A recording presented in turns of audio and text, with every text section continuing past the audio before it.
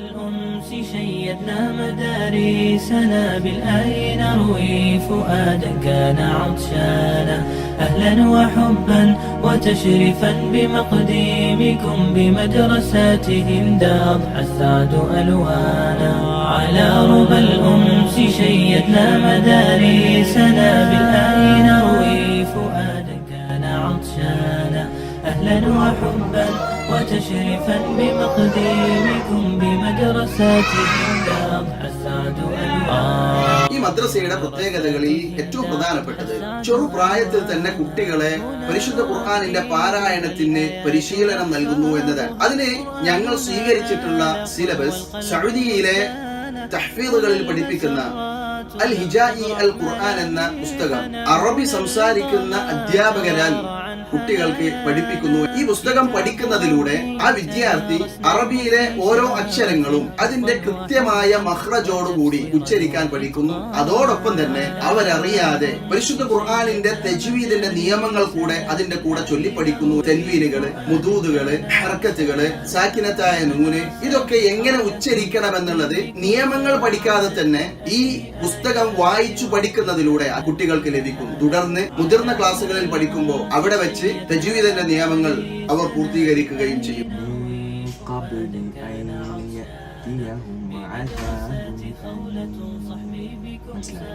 ഇവിടെ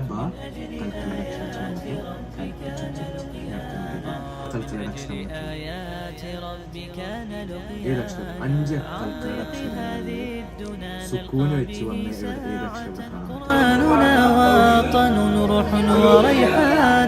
به لقينا عن الأحزان مرتحل في غربة العمر كان الحفظ أوطانا إذا تكاثرت الآلام ضمادها وإن ذبلنا كتاب الله أروى.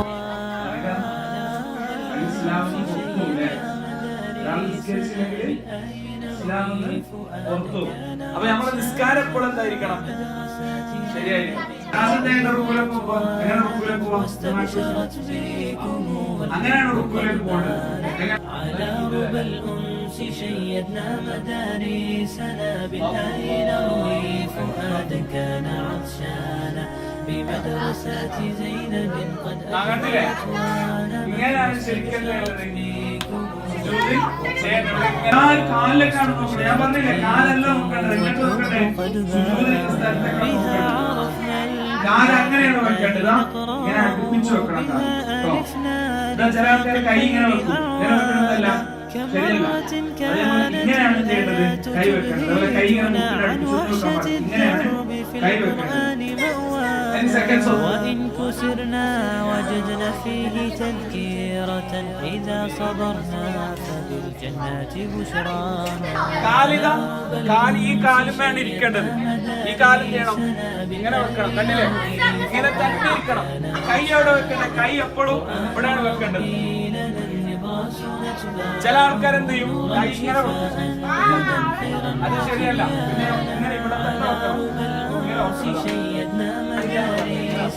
بالآي نروي فؤادا كان عطشانا بمدرسة زينب قد أزهرت ونمت واستبشرت بكم والحب قد بانا واستبشرت بكم والحب قد بانا بها عرفنا الهدى في الآه نقرأه بها ألفنا رفاق الخير أعوانا كم مرة كانت الآيات تبهجنا عن وحشة الدرب في القرآن مأوانا وإن كسرنا وجدنا فيه تذكيرة إذا صبرنا فبالجنات بشرانا على ربى الأنس شيدنا مدارسنا بالآي نروي فؤادا كان عطشانا قرآن ربي لنا النبراس نتباعه نورا شفاء هدى